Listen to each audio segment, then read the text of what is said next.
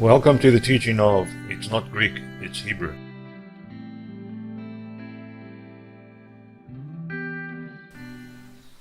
A culture defines a language, and a language defines a culture. You cannot separate the two. So it's absolutely ludicrous that anyone can suggest that the Scriptures of ALAHYM YAHUAH are written in Hebrew and in Greek. There's a distinct difference between the two cultures of Israel and the Romans. Israel's culture is based on living according to the will of ALAHYM YAHUAH, whereas the Romans' culture is based on worshipping many gods. We'll be looking at how this Roman culture has adversely affected the Scriptures. A clear indication of that is that those that believe in the Greek language written Scriptures are doing the sun, moon, and demonic gods days and festival worshipping, whereas those that believe in the Hebrew Scriptures are doing ALAHYM YAHUAH's Shabbat, the appointed times, and the festivals. The Roman culture was based on worshipping the sun, the moon, idols, demonic gods, and their occult activities included human sacrifices, sex orgies, cannibalism, and many other occult activities. Which begs the question, would you believe in the language of the Romans? Truly I say to you, until the heaven and the earth cross over, in no way shall one yod or taken cross over from the Torah until all cross over. The heaven and the earth cross over, but my words will not cross over, never. In many translations, there is the reference to the passing away or end of Hebrew Scriptures, the earth and heaven. The words of ALAHYM YAHUAH will never ever pass away, nor will the earth, nor the heaven. There has been changes from a sinless earth to a sinful earth, which will then change once again, or cross over. So what Yahushua is referring to here is not the passing away, or the end of the Scripture. Yahushua uses the Aramic word avar, which means crossover, change, fulfill, incorrect, or false.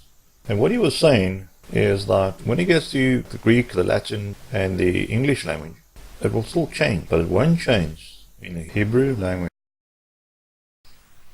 We're going to have a very basic look at the Hebrew language to determine whether the apostles who came out of the Hebrew culture would have written the Scriptures of ALAHYM YAHUAH in Greek or in English, as we see in the Christian Bibles of today. Shaul was a Roman citizen as well as a Yahudim, and he was very well taught in Hebrew, Greek, and Latin, and he knew the Roman and Yahudim culture very well, and for this reason he was chosen to persecute those that were perverting the Hebrew Scriptures. Now, would Shaul or any of the apostles pervert the Scriptures of ALAHYM YAHUAH? No, it's impossible for them to. This is the Hebrew name for Yahuwah. Above and below the letters we can see there are dots and stripes. Many people refer to the yod and the tittle as dots and stripes. But the actual dots and stripes that you find in Hebrew are the vowel sounds. So there are vowels in the Hebrew language. They are made up of the dots and the stripes. How to pronounce each letter according to the correct vowel sound. So you can't refer to the yod and the tittle as dots and stripes. It's easy to identify the yod, but when you get to the second, we've got to look at the hook at the end of the stroke of the letter. We've got to look at the shahin and also the vav. The vav is known as the tent peg, nail, or hook. There's also the numerical number 6. And 6 is the man, the beast man. When we look at the shahin, we also discovered there's a vav here as well. On top of the vav, which is the man, we see that there's a crown. So the shahin represents Yahushua HaMashiach. The hook at the end of the letters in Hebrew is the tav. So all three of these represents the vav as the tagan. When you look at these tagan, you'll see that these tagans look no different to the shahin, which means that whenever you're looking at a tagan, you'll be looking at another 3 tagans. So the message in this is that in reference to the tagan, is that every final detail of the word of ALAHYM YAHUAH will come true, and it will be fulfilled as he has said in the beginning. The tagan, which is Zayin, which is Yahushua, is spiritual. It's also known as a sword. It's a straight light from Elohim. It's the crowned man. It is nourishing in spiritual warfare. It divides, it cuts up. It's in reference to a time and also to remember and remembrance. And it is Yahushua as king, shepherd, and protector. This is just a basic explanation of the Hebrew language by using the Gimel, the Dalet, and the Yod. The Yod is suspended between the 2 lines, the 2 lines being heaven and earth. So the Yod is spiritual, and it's Yahuwah. The Dalet is known as the door. The Gimel is known as a man's leg and his foot. So the Gimel is a man's willpower to step forward. And to step forward, the next letter of the alphabet is a Dalet. So it's a man stepping forward towards the door. We also have the 3 tagans, which could be seen as the Father, Son, and the Spirit. The Gimel means 3. We also have 2 Yods, and this is the Vav, which means man. So, in terms of the 3 parts of a man, we are looking at the soul, the body, and the spirit. We also have this as the Shahin, which represents Yahushua. So the man is only a beast if he's not spiritual. So he has to become like Yahushua to be able to take the right step. The right step is through the right door. 4 means north, south, east, west, which is the world. So you can take a step through into the world, then you'll never find Yahuwah. So it's for the man to become spiritual and to find the truth in Yahuwah by going through the right door. And that door is the door that Yahushua opens. 10 represents completeness. Man will only find his completeness once he finds Yahuwah. Don't bother trying to find the truth of ALAHYM YAHUAH in the Greek language. I looked at it briefly, and that saying, it's Greek to me, well, it came true. The Greek language is riddled with false doctrine, falsehood, and filled with Sorting.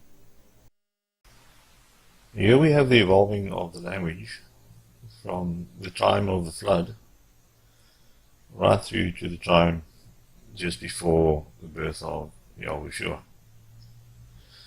You'll see that from the ancient language there's a clear distinction of how the language followed according to ALAHYM YAHUAH, and the changes that took place, where these languages depicted more of the sun gods, moon gods, idol gods, demonic gods that these people served. Look here, we have the Tav, the Aleph, and the Yod. I'm using the Tav as an example to see how it's changed. We've also got here the Tagan. The Tagan only came around in the time of Moshe. So you'll see there has been quite a bit of changes with the language. But the writing is not a problem, because there is quite a change even in the Hebrew. But you'll find that the meanings of these different languages is projected to who these people see as their mighty one. And you'll discover that the Hebrew language is the only language that is depicting the Creator as ALAHYM YAHUAH.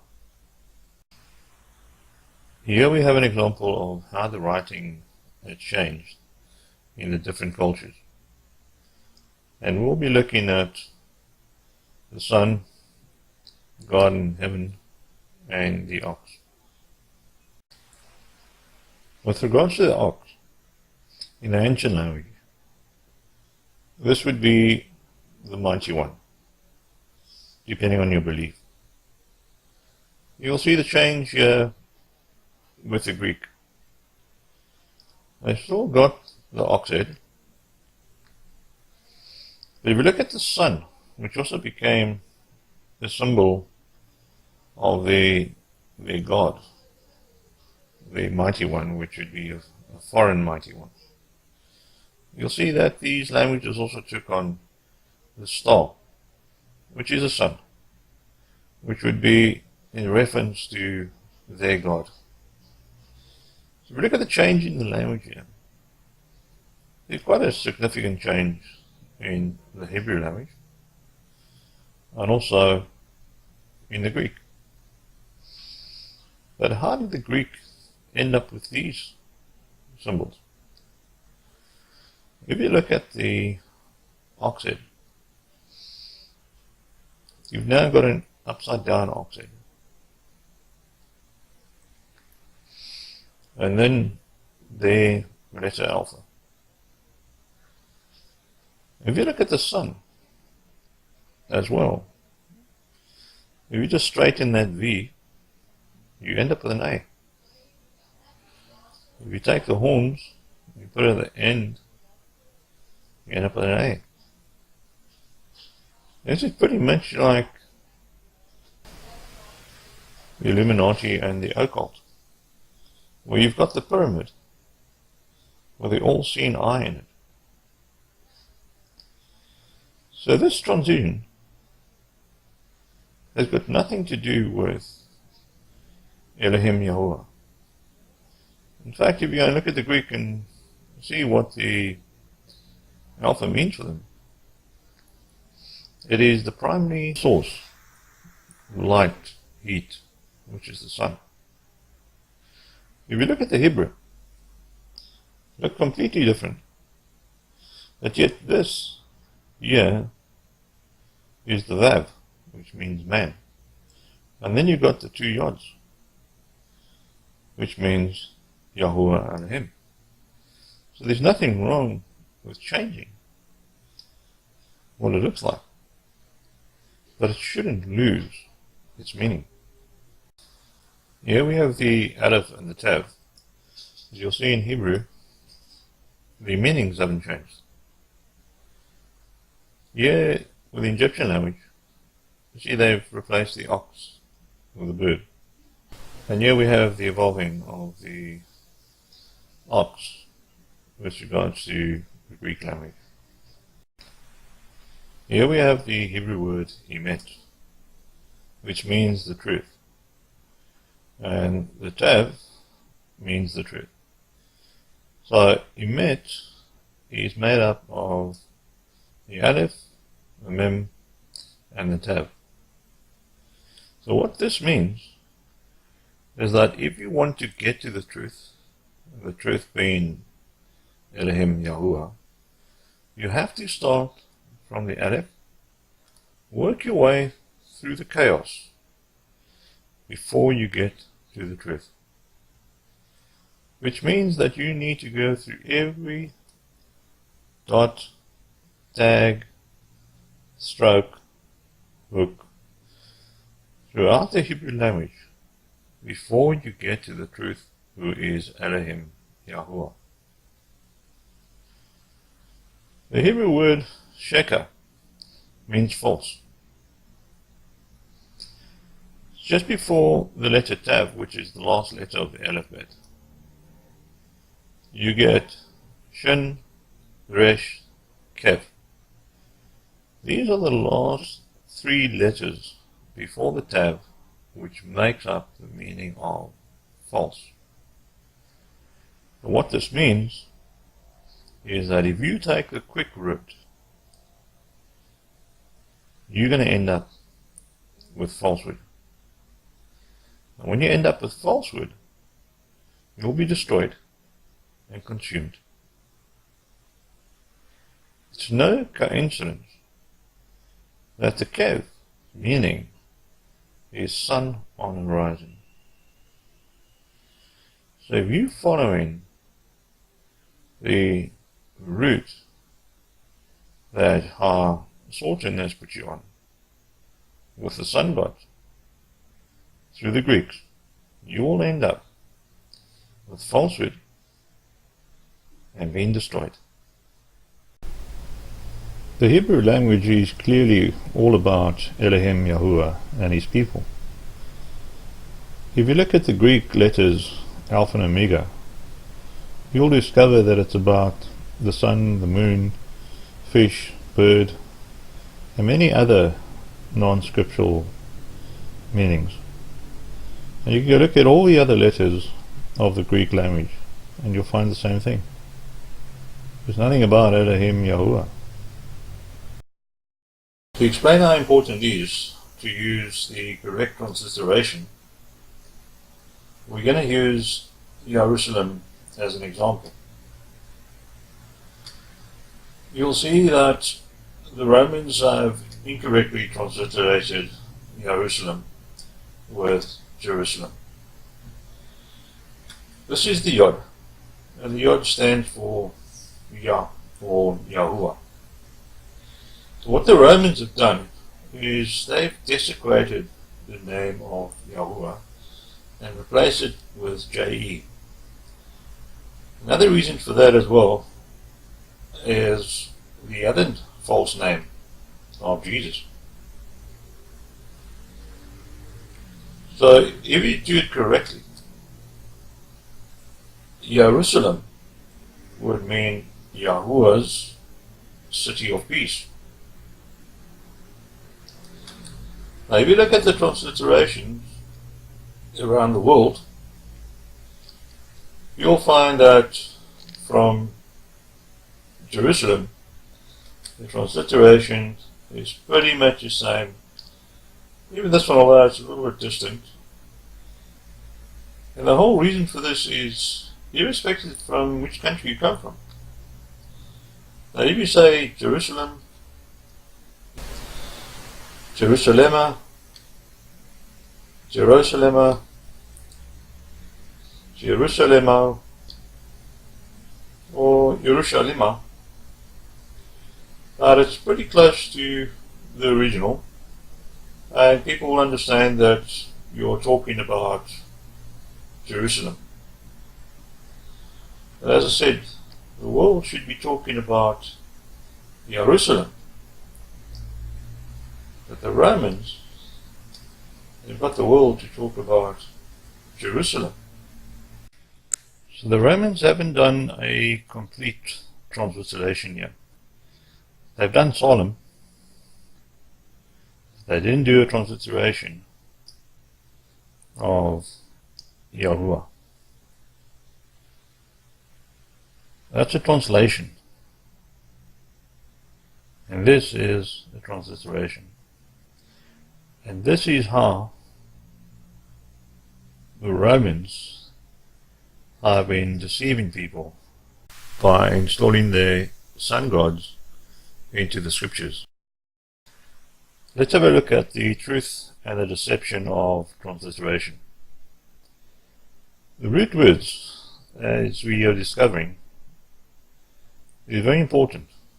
And that's the root words right down to each letter, which could have 2 or 3 or more strokes within that letter, and each stroke meaning a different word. Transliteration is from one language, which in this case is Hebrew, straight through to English, or any other language that you want to transliterate to. What we find with the Greek is a lot of deception. Now, I call this shortened transliteration. Because the more you take something, like the game we played at schools, where you whisper in somebody's ear in the front of the class, and the time it goes right around the class, you get a total different word or story or whatever it was told. So when you take it from Hebrew to Greek, Latin, and English, you will definitely get major changes. And also considering that Hausorten has an influence on the Greek, Latin, and English. If you do transliteration according to the truth, you'll find the truth, and that will lead to an eternal life. If you do it according to the deception, you'll end up with deception, lies, false doctrine, demon worship, and death. To make sure that you understand transliteration, make sure that you look at each word in the scripture to make sure that it has been transliterated correctly. If you can't see or hear the truth of ALAHYM YAHUAH, then you're not of him. His people hear his voice. These are just simple, basic facts of the Hebrew and Greek language. You don't need a high intelligence to understand it.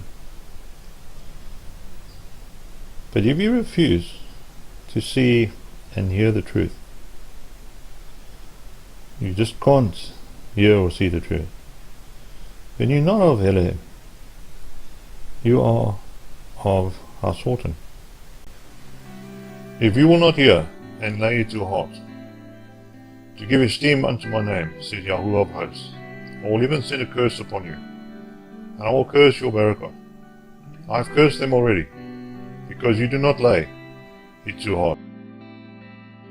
And he answered them and said unto them, My mother and my brothers are those which hear, word of Elohim and doeth. The one who is of Elohim hears the words of Elohim. For this reason you do not hear, because you are not of Elohim. We are of Elohim. The one known Elohim hears us. Whoever is not of Elohim does not hear us. From this we know the spirit of truth and the spirit of error. And now you don't need to speak Hebrew to understand the truth of ALAHYM YAHUAH. But you need to understand the meaning of the Hebrew words. The Hebrew word for hear means to hear, understand, and do. So when we had our ears pulled and received our hidings from our parents, it was not because we did not hear, but it's because we did not do. And likewise, Yahuwah is going to make a right ruling against those that did not do. And those that did not do could end up for an age in the lake of fire. So I strongly advise you to not do as the Romans do, but to do as Yah Israel does. I've got a few reasons here that clearly indicate that the Scriptures of ALAHYM YAHUAH is Hebrew. Mentioning of the Yod and the Tagan is Hebrew. Aleph and Tav is Hebrew. Yahuwah wrote in Hebrew. Yah Israel were told to guard the Hebrew words. Yahuwah and Yahusha are found in the Hebrew words. The matters of Yahuwah are found in the Hebrew words. The truth is in the Yod, Tagan, strokes, letters, and words. And if you don't look for it in the Hebrew language, you will not find the truth, and you will not find ALAHYM YAHUAH. We're going to look at the words that the Greeks and the Israelim used to define their mighty one. Most people use the word God to define the Creator. And other gods they would refer to sun gods or moon gods. Using God to describe ALAHYM YAHUAH is completely wrong. ALAHYM YAHUAH is the only set apart mighty one. And there is no other set apart mighty one like him. Remember former things from forever, for I am El, and no other Elohim exists, even none like me. And you shall be set apart to me, for I, Yahuwah, am set apart, and I've set you apart from the nations to become mine. Exalt Yahuwah, our Elohim, and worship at his footstool, for he is set apart. This is a definition given in a Bible, the Hebrew language. The first thing you'll notice is that the transliteration is not correct. Pronunciation is correct. Second thing you'll find is words that you don't find in Hebrew, like gods. Also in the plural, it's not referring correctly of what the plural is. Talking about the Supreme God, God is not a Hebrew word, and it's not in reference to Yahuwah. It's got nothing to do with magistrates. Angels, it's not a word that's used in Hebrew. It's the Malachim, or the messenger. This word is angelos, which is the sun god. The only word here that you can refer to the Creator, ALAHYM YAHUAH, is great, mighty, and not even judges. If you take away everything that's wrong in that description, it's coming more from the Greek language than from the Hebrew language, you're left with this, which is still far off from the meaning of Elohim. To get the true meaning of Elohim, you have to do the correct the letter transliteration, the word transliteration, which would give you the correct pronunciation and the correct meaning. You'll see that it is the plural for Father, Son, and Spirit, the sovereign, mighty one and creator, mighty, strong, power, leader, teach, control, behold. The word Elohim is used for mighty ones, such as rulers, Malachim, the messengers, and foreign mighty ones. And foreign mighty ones are the gods, goddesses, demons, and idols. So the foreign mighty ones are the gods and goddesses and demons and idols of the Greeks. Here's another definition for ALAHYM YAHUAH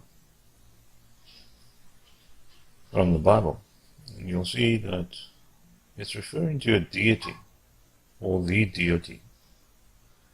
Now, a deity is not from the Creator ALAHYM YAHUAH.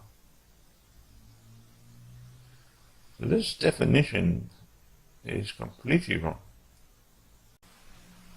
When the correct letter transliteration and word transliteration is done, you get the right meaning, which is the mighty one.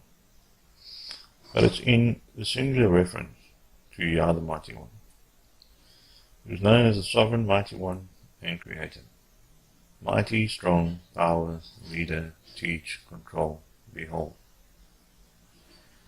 Eloah is not used to refer to the other Elohims.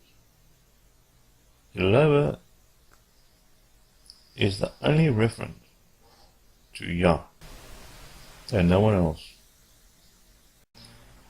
Here's another definition, and you'll see it's referring to deity, God, goodly, idol,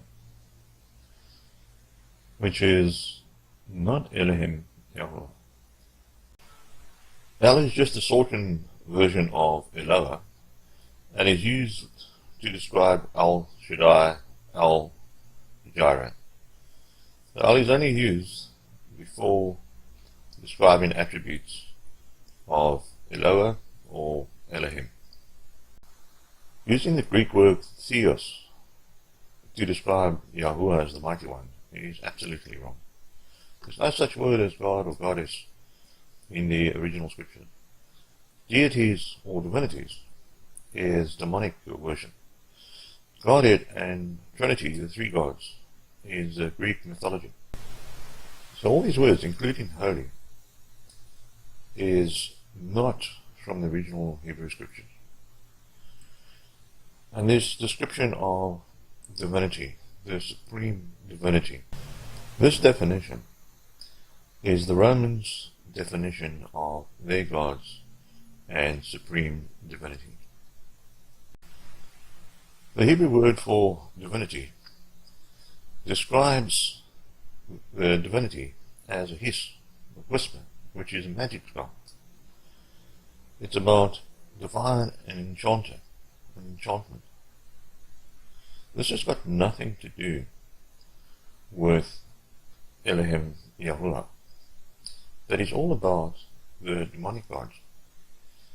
But deity, divinity, divine is always used in the Greek language. And here we have the Greek word for divinity. As you can see, the word theos comes from divinity. And this explains the Greeks' mythology of deities, divinities, and then they mix it with what they are saying is ALAHYM YAHUAH, but it's not. Talking about the Trinity again. Also the Godhead, divinity, divine, Godhead again. So this description has got to do with the gods of the Romans who are demonic. Here we have another Greek word that describes someone that is performing sacred services. And sacred services is services with regards to God and goddesses. This has nothing to do with ALAHYM YAHUAH. So to confuse people, they put you doing things according to the requirements of the Levitical law. The Levitical law is talking about set-apart services. So this description here has got to do with the priest or priestess that is doing the services for a demonic god or goddess, according to the Romans belief. Spermatosa is another Greek word that is used for God. And as you can see, it's an explanation of an oracle, divinely reveal, speak. This is all about demonic gods and goddesses. And it's got nothing to do with the description of ALAHYM, Eloah, or El. Here we have one of many verses that have been perverted by the Romans, King James and many other translators. We've got a King James translation and we've got a Hebrew translation. And the differences are, they've got here the Lord. Now, Lord means Baal. So they used the name of Baal to replace the name of Yahuwah. They also use the word holier, which is a pagan word. For ALAHYM YAHUAH, he always refers to these set apart people, these set apart places, city, and nation. Then they've got a word here which is troop. In some Bibles you'll get the word God here. But there is a word God here. That God is the Babylonian deity of fortune. Then they use the word number. So what the actual word is many, which is the deity of fate. So to pervert the scriptures and to hide their gods, or to put their gods into the scriptures, translators have perverted the scriptures to desecrate Yahuwah's name. Do not use the same language as he does, and to change the names so that people will be deceived and not know that they're actually believing in a Babylonian deity of fortune. So if you're looking at the Greek or the English or the Latin translation, if you'd read this, you wouldn't understand what you're actually saying. And your belief is based on a god, the Babylonian deity, and then the many deity of fate. And this is how the perversion of the original scriptures has taken place. Here we have the definition of God, which is the god of fortune, which is a demonic god. And here's the definition of many, which is an idol. To understand where the word God comes from, we have to go look at the root words. The first word is Gad, which comes from Hebrew, which means fortune, having fortune. The next word that was used is to describe a god of fortune. When it got to Germanic, it became a foreign mighty one. And then in English, it's God. Its actual meaning is foreign mighty one. These words have got nothing to do with Yahuwah ALAHYM. So this is how the Romans perverted the words so that they could include their pagan gods. I hope that this teaching has not been Greek to you. And even more so, I hope that you have seen and heard and will do the truth. Until next time, Shalom.